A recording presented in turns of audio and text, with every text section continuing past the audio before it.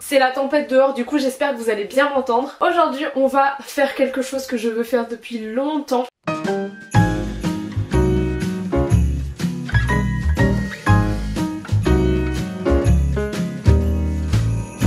Je veux un ensemble t-shirt pantalon, style un peu côtelé, très confortable. J'en ai cherché dans plein de magasins en seconde main, sur Vinted, etc. J'ai pas trouvé mon bonheur. Et j'ai un tissu en stock depuis un moment qui, je pense, peut le faire. Et là, je suis un peu dans un dilemme. C'est soit on fait rapide, on prend deux vêtements que j'ai déjà, on les décalque. On n'a pas de guide d'assemblage, donc il y a moyen que ça foire. Mais en même temps, je suis sûre que la coupe me va. Soit je prends des patrons qui existent. Et d'ailleurs, j'en ai repéré deux dans mon vision board. Donc soit j'ai le t-shirt et le pantalon ici, soit je prends le t-shirt et ce pantalon-là. Comme je n'arrive pas à faire un choix, je vous ai posé la question en story sur Instagram. Donc si tu me suis pas, rejoins-moi sur Instagram, je vous montre un petit peu les coulisses de mes vidéos et puis je vous fais participer quand il y a des projets comme ça. En attendant qu'il y ait quelques votes, je vais vous montrer le tissu, il est trop beau. Donc c'est ce tissu beige, un peu effet côtelé mais c'est pas vraiment côtelé, je vais vous montrer de plus près. Je sais pas ce que j'ai en ce moment, j'aime beaucoup le beige, enfin ça fait un an que j'en porte de plus en plus. Ça fait des petites vagues et puis il est vraiment fluide, très confortable. Et en même temps il est suffisamment épais, il est élastique. J'aime beaucoup. Bon, sur Insta, vous voulez un petit peu ma mort quand même parce que vous êtes en train de me dire de décalquer mes vêtements et YOLO quoi. En même temps, je vous laisse le choix. Et ben je pense qu'on va faire un peu des deux. Pour le haut, on va décalquer ce t-shirt là. Il est encore humide, il est en train de sécher. On va juste le faire un peu plus petit parce que c'est vraiment un t-shirt hyper oversize. Mais je l'aime beaucoup et c'est un peu ce style là que je veux. Par contre, en pantalon, j'ai pas vraiment de pantalon qui ressemble à ça. Mais celui que je vous ai montré, où c'est juste un dessin, c'est vraiment ça que je recherche, élastiqué à la taille. En soi c'est pas compliqué à faire, mais bon je crois que je vais suivre un patron, je sais pas. Je suis perdue. En vrai pour ceux qui ont déjà vu la vidéo où j'ai fait le pantalon tournesol, il me semble que j'avais décalqué un pantalon, hein. Ouais. Mais du coup, est-ce que j'ai gardé le patron de ce pantalon? Je ne sais pas. La dame veut prendre des risques mais pas trop en fait. Bon, je pense qu'on va faire le pantalon à partir d'un patron. On va regarder tout de suite à quel patron ça correspond. Et lui, ah bah c'est encore un patron Atelier Ju m'a dit. J'avais fait le gilet sans manches, alors je sais plus quel défi couture c'est, je crois que c'est le 3 et j'adore. Allez, let's go. Attention mademoiselle. Et cette fois-ci c'est bon.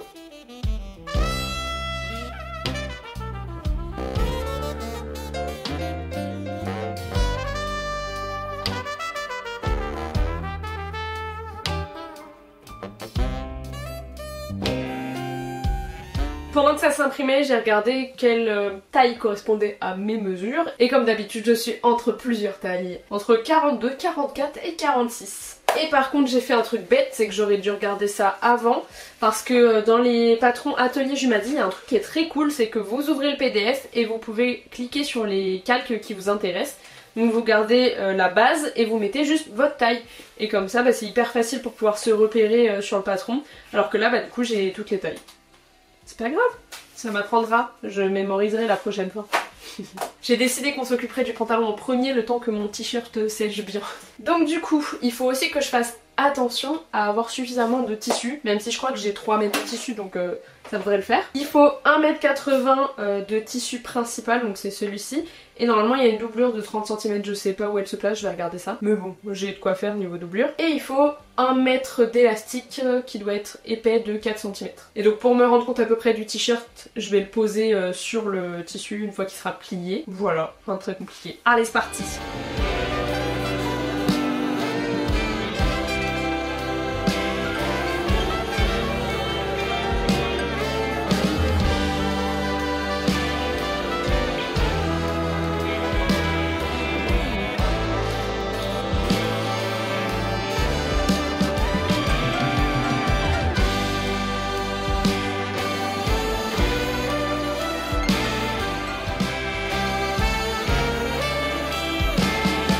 Bon, j'ai pas respecté le plan de coupe, mais ça rentre, donc c'est ça le plus important.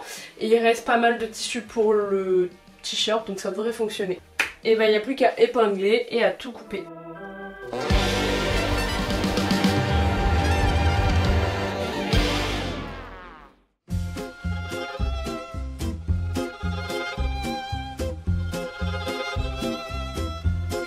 Je m'étais trompée en plaçant ça, bon je l'ai pas découpé hein, mais en fait ça c'est à mettre dans la doublure, c'est les poches. Donc j'ai pris ce tissu là, c'est un 100% coton qui peut servir à faire par exemple des toiles. Mais vu que je ne fais jamais de toile, et bah ça sert à rien. Pour ceux qui savent pas, les toiles c'est quand tu testes ton vêtement on va dire, avant de le faire dans le tissu officiel. Donc tu le fais dans un tissu qui craint pas trop quoi. Où sont mes ciseaux? Bon, je vais commencer par changer les cônes de ma surjeteuse parce que je pense que du blanc sur du beige ce sera plus joli que du noir. Non, ça c'est une bêtise. Ça c'est une bêtise. Ça c'est non. 2 secondes avant, il est en train d'essayer de manger les épingles. 2 secondes avant, j'étais en train de lui dire bravo, bravo, parce qu'il grattait sur le grattoir au lieu du canapé ou du lit ou du pouf. Punaise.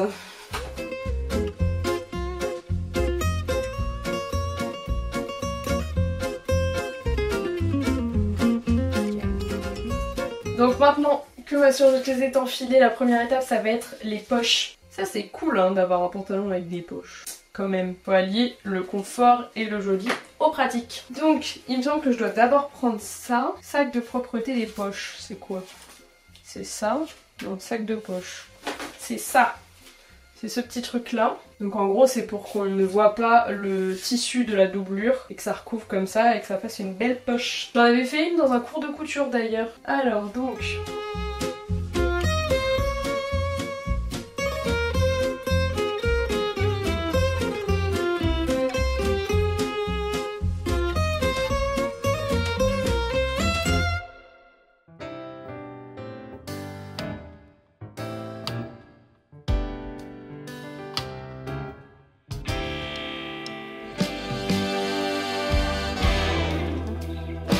Donc j'ai fixé ma bordure de propreté, j'ai fait ma piqûre nervure ici et je vais aller manger et je vais reprendre demain je pense. Nous revoici pour continuer mon petit pantalon. Je suis à l'étape 3 de l'étape 1. Il faut que je mette le sac de poche contre la pièce de propreté que j'avais cousue la dernière fois. Il y a 8 étapes pour les poches, vraiment c'est le truc le plus long je pense parce qu'après ça va être assez rapide. C'est assembler les côtés et l'entrejambe et l'ourlet et la ceinture je pense aussi. Mais c'est fou que ça prenne autant de temps de faire des poches.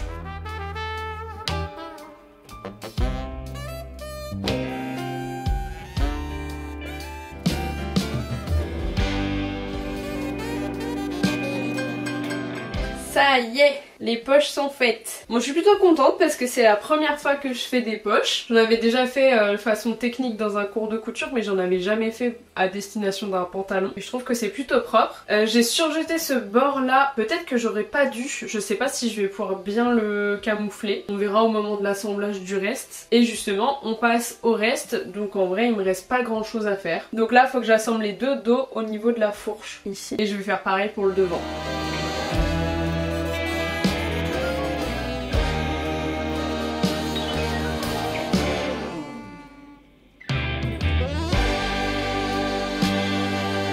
Bon, maintenant que c'est fait, on va assembler sur les côtés et au milieu.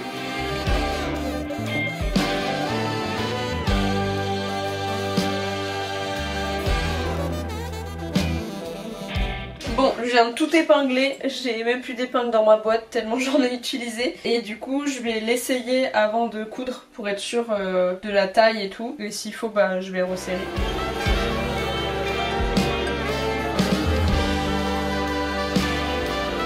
Oh, ça pique. Heureusement j'ai laissé mon pantalon en dessous. Ah, bon, ça m'a l'air pas mal, non? Donc avec la ceinture et l'élastique, je pense que ça me paraît bon. Ça me paraît bien. Hein. Oh, il a l'air si confortable. Hihi. Allez.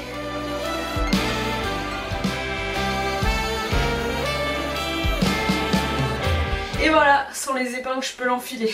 Je suis vraiment contente du rendu. C'est bien fluide. Alors normalement je suis censée faire les ourlets maintenant, mais je pense que je vais faire d'abord la ceinture pour me rendre compte de comment ça tombe, même si je pense que les 3 cm qu'ils ont prévus ça devrait tomber comme il faut. Donc la ceinture, vu qu'il est un peu grand, ça va sûrement faire un petit truc un peu plissé, qui est plutôt joli. De toute façon le t-shirt j'aimerais qu'il recouvre un petit peu mon ventre. Après derrière ça me dérange pas qu'il couvre pas mes fesses, mais je veux pas que ce soit un crop top. Je veux que ce soit un truc qui tombe à peu près là quoi. Voilà. Allez, c'est parti pour la ceinture.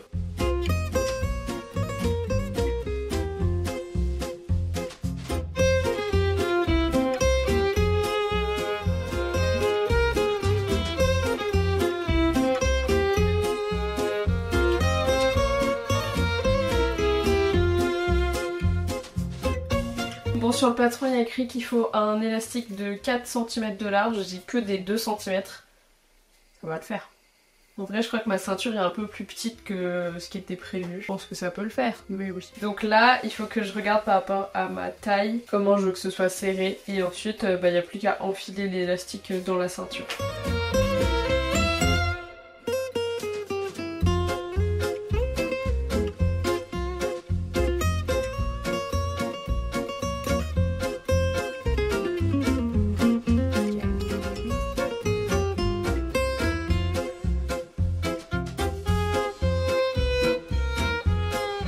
Donc il est recommandé de faire une couture tout le long de l'élastique, enfin même 2 coutures. Sauf que j'aime bien comment ça rend là, c'est assez fluide, ça va avec le reste du pantalon. Donc ce que je vais faire pour que l'élastique tienne bien et qu'il se retourne pas, parce que ça c'est un truc qui est chiant, c'est que je vais au moins faire une couture de chaque côté. Donc en gros ici, plutôt que de faire 2 coutures horizontales. Je suis un peu dubitative. Alors autant j'aime beaucoup comment il rend derrière, le tombé est très très beau. Autant devant, je sais pas si j'ai pas assez serré l'élastique ou si c'est les poches, mais ça me fait une forme bizarre là, j'aime pas trop. Donc soit j'arrive à vraiment bien placer les poches devant. Après je voulais pas trop serrer l'élastique pour être à l'aise quoi, mais je sais pas, il y a un truc qui me dérange un peu. Après je me dis, j'aurai le t-shirt qui logiquement va tomber beaucoup moins long que ça, donc ça recouvrira un petit peu là. Et puis derrière ça sera bon. Bref, là je vais faire l'ourlet. Mais sinon j'aime beaucoup comment il tombe en bas. Et puis derrière. C'est pas grave, je vais me balader comme ça.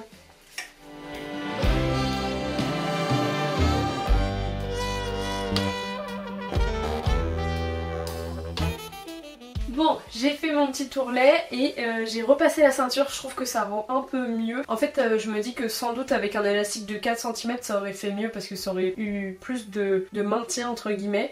Et peut-être que j'aurais dû le faire un tout petit peu plus serré l'élastique, mais bon, c'est comme ça. Parce que là je trouve que ça tombe un peu trop sur mes hanches, et vu que j'ai déjà les hanches développées, je sais pas. Mais en vrai il est bien, il est confortable, je le trouve beau. J'ai fait les poches, de belles poches, réussies en plus. Donc voilà, il n'y a plus qu'à faire le t-shirt, mais je le ferai pas ce soir, je vais voir si je le fais demain ou ce week-end. Et si, il y a un truc aussi, je pense que la fourche elle tombe trop bas. Et du coup faudrait qu'il soit comme ça, que ce soit un peu mieux. Mais du coup ça le fait monter vachement quoi. J'ai les poches ici quoi. J'ai eu un éclair de génie juste avant de m'arrêter de coudre. J'ai tout simplement refait la couture ici en la remontant un petit peu. Donc voilà, la fourche est plus haute. Je l'ai pas non plus collée de fou parce que je veux que ça reste confortable. Mais elle est plus haute, donc c'est plus joli. Je suis contente. Aujourd'hui on passe à l'étape du t-shirt et cette fois-ci on va le décalquer. Donc ça c'est bien, vous aurez vu 2 méthodes différentes pour faire des vêtements. Alors j'ai déjà décalqué un haut pour faire... Attendez, je vais vous le montrer. En gros j'avais ce body que j'aime beaucoup. Donc body à bretelles mais qui n'est pas tout simple parce qu'il n'a pas de couture ici.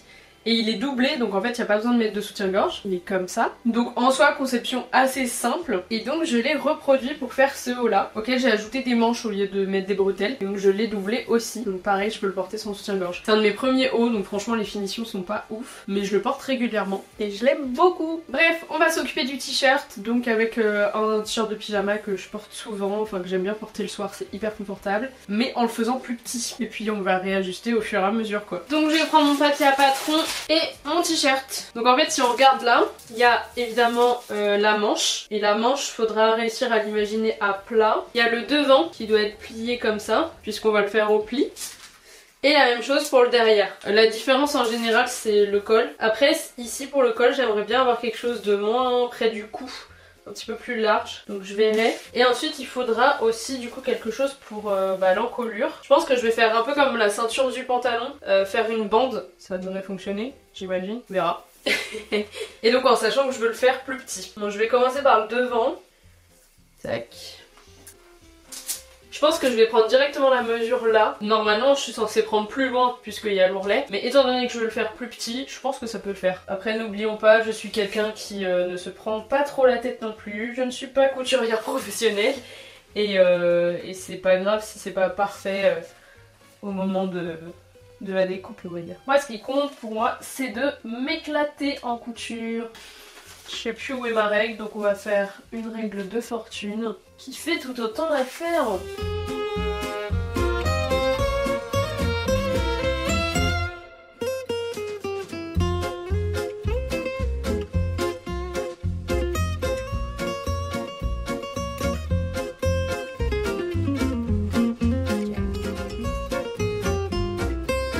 Bon, j'ai décidé que le dos et le devant ça serait la même pièce de patron et juste je vais changer l'encolure au moment de la découpe. Et là je vais faire les manches. Donc en gros, il faudra considérer que je vais aussi couper au pli là. Et il faut que je fasse un peu plus grand parce que cette fois-ci je prends bien en compte l'ourlet. Puis voilà quoi.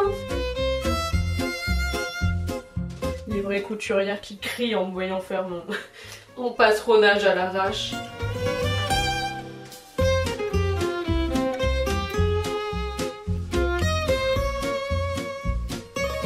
Bon, ne faites pas comme moi hein, si vous débutez en couture et que vous avez peur de vous tromper. Parce que si vous faites ça, vous allez vous tromper. Mais bon, moi je trouve toujours des solutions pour me rattraper. Je me mets un peu au défi quoi. Maintenant on va passer à la découpe du tissu.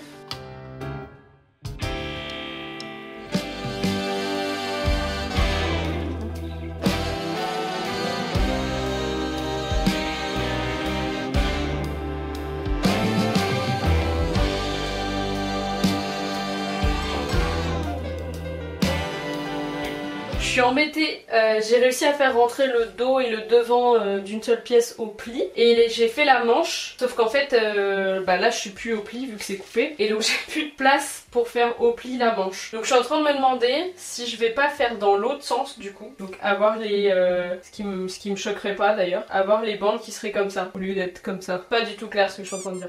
Mais je pense que je vais couper comme ça au moins j'aurai bien les deux manches au pli et ça m'évitera d'avoir une couture ici au niveau de ma manche.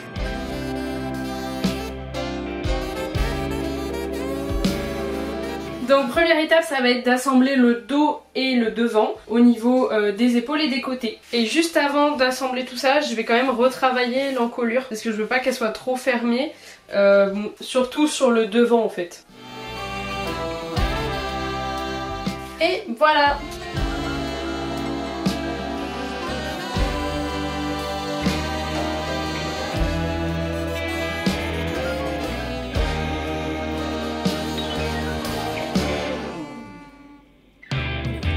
Donc j'ai assemblé les épaules et j'ai changé d'avis. En fait je vais d'abord mettre les manches donc à plat comme ça et ensuite je fermerai les manches et les côtés donc tout d'un coup. J'avais fait ça pour la chemise Sarah que j'ai fait au défi couture numéro 4. Je sais pas faire les numéros avec les manches, je sais pas pourquoi je le fais à chaque fois. Et je trouvais ça plus pratique. Après c'est juste pour que ça se coordonne bien en bas sur la chemise. Je crois qu'il fallait faire l'ourlet en premier et je trouvais ça pas logique donc je ferais bien l'ourlet à la fin. Mais voilà, donc en gros là pour l'instant ça rend une... Je sais pas si je vais garder l'encolure aussi serrée entre guillemets vu que je vais mettre un petit col. Je sais pas, je me tâte, on verra. Mais je l'ai raccourci pour que ça rentre au pli, bah heureusement hein, parce que sinon il aurait été archi long en sachant que j'aimerais qu'il s'arrête à peu près là. Donc bon, bah ça nous laissera une petite marge. D'ailleurs j'y pense, je sais plus si je vous ai dit quel était le patron du pantalon que j'ai fait juste avant. Donc c'est le patron Mona de l'atelier Jumadi. Je crois que je l'ai dit, je sais plus. Bref, en tout cas, à chaque fois que je fais de la couture avec un patron existant, qui n'est pas créé du coup de façon plus ou moins exacte avec mes propres compétences.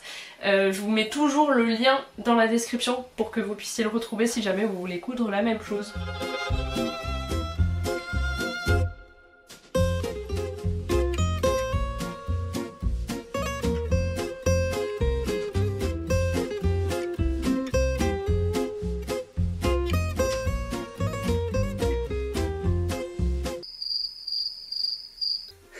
Regarde, ça a l'envers. Les manches sont en place, mais je crois que je vais les remonter. Ça tombe quand même loin de l'épaule quoi. Ça serait bien que ce soit ici. En fait j'ai envie d'un t-shirt un peu oversize mais pas trop non plus. Genre oversize mais cintré. Ça existe? Donc, comment faire? Il faut que j'enlève les manches et que je les refasse plus haut. Genre ouais, à peu près à moitié en fait de ce que c'est aujourd'hui hein. Parce que là, je les ai au coude. Bon voilà, là j'ai fait un test et je vais tester avant de coudre. Voir si ça me convient. Faites comme moi. Ne vous mettez pas à coudre avant d'avoir vérifié. c'est beaucoup mieux. Du coup il faudra que je coupe ici, ce qui est pas plus mal parce que je pense que dans tous les cas le t-shirt était hyper large. Il le sera un peu moins. 5 minutes later. Et voilà. Donc là maintenant je vais passer sur les côtés donc pour relier tout là. Et la difficulté ça va être que du coup j'ai un petit bout en trop. Donc je vais me fixer sur les manches. Ça sera à peu près à cette hauteur là quoi.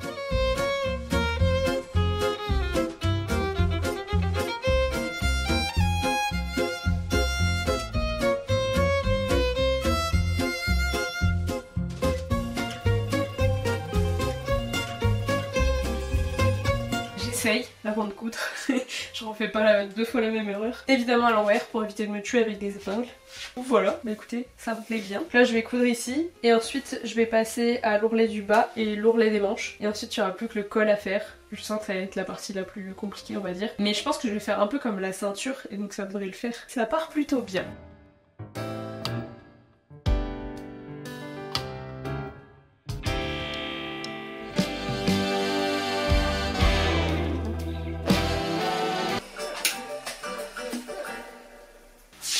Ok, j'adore comment il tombe, la matière est trop agréable. Bon, comment il tombe, faut pas regarder le bas. Attendez 2 secondes. Quand tu auras l'ourlet, il sera à peu près comme ça.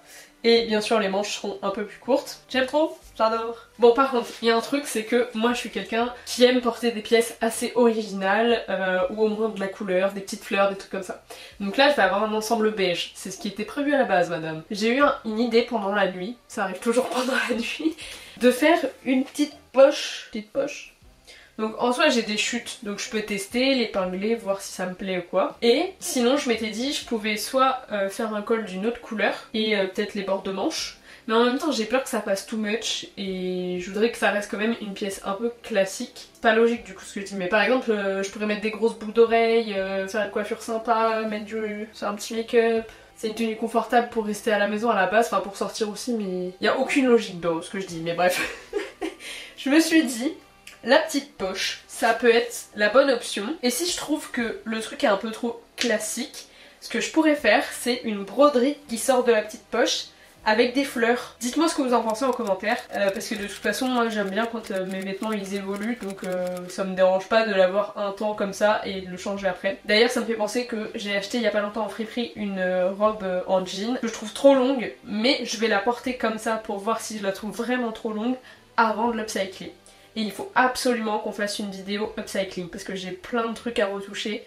Donc je pense que la prochaine vidéo couture hors défi couture, ça sera de l'upcycling.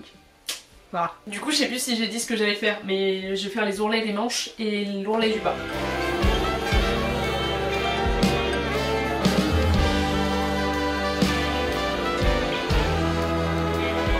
Je viens de finir l'ourlet des manches, j'adore comment ça tombe, j'adore les manches qui sont un petit peu larges et longues surtout, c'est très confortable. J'ai juste fait un surjet, j'ai replié la couture de surjet et j'ai fait un ourlet. J'ai pas plié 2 fois la matière en fait parce que j'avais peur que ce soit trop épais et donc là c'est parfait. Et j'ai enfilé le pantalon pour voir où je veux que l'ourlet du t-shirt tombe, enfin où est-ce que je veux que le t-shirt s'arrête en fait. Et je m'étais dit que ça serait bien qu'on voit pas trop mon bidon, donc ça serait bien de couper à peu près là. Ouais, ça me semble bien.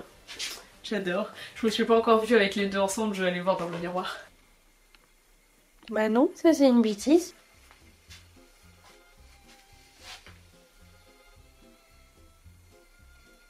Yo, bêtise.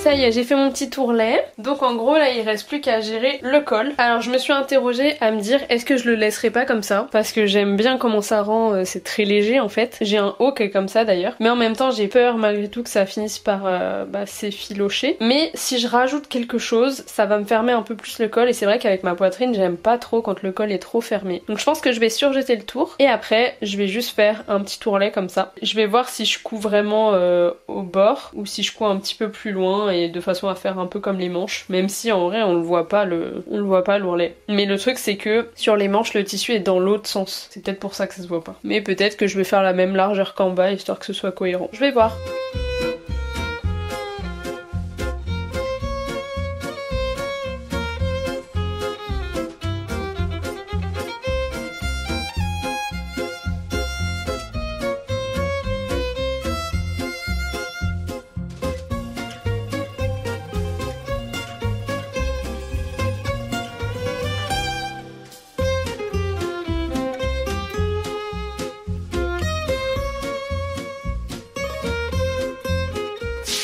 Ça y est, j'ai fini, je suis trop contente. J'ai bien fait de faire l'ourlet comme ça ouvre un petit peu plus et moi j'aime bien quand le col est un petit peu dégagé. Attendez, vous n'êtes pas droit.